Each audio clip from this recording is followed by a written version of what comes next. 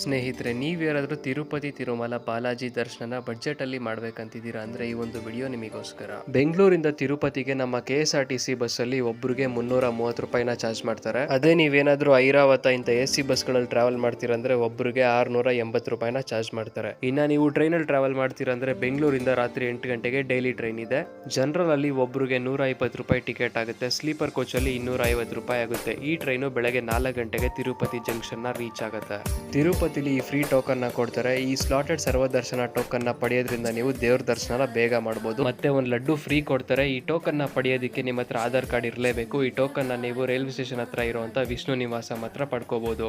ಇನ್ನ ನೀವು ಬೆಟ್ಟ ಹತ್ಕೊಂಡು ಹೋಗ್ತೀರಾ ಅಂದ್ರೆ ಅಲ್ಪಿರಿಯಿಂದ ನಿಮ್ಗೆ ತಿರುಮಲಗೆ 9 ಕಿಲೋಮೀಟರ್ ಆಗುತ್ತೆ. 4 ರಿಂದ 5 ಅವರ್ ಟೈಮ್ ಬೇಕಾಗುತ್ತೆ. ಅದೇ ನೀವೇನಾದ್ರೂ ತಿರುಪತಿಯಿಂದ ತಿರುಮಲಗೆ ಬಸ್ಸಲ್ಲಿ ಹೋಗ್ತೀರಾ ಅಂದ್ರೆ ಒಬ್ಬರಿಗೆ 90 ರೂಪಾಯಿನ ಚಾರ್ಜ್ ಮಾಡ್ತಾರೆ. ಈ ಒಂದು ಮಾಹಿತಿ ನಿಮ್ಗೆ ಇನ್ಫಾರ್ಮೇಟಿವ್ ಆಗಿತ್ತು ಅಂತ ಭಾವಿಸಿದ್ರೆ ದಯವಿಟ್ಟು ವಿಡಿಯೋನ ಈಗಲೇ ಸೇವ್ ಮಾಡ್ಕೊಳ್ಳಿ, ಲೈಕ್ ಮಾಡಿ, ಶೇರ್ ಮಾಡಿ.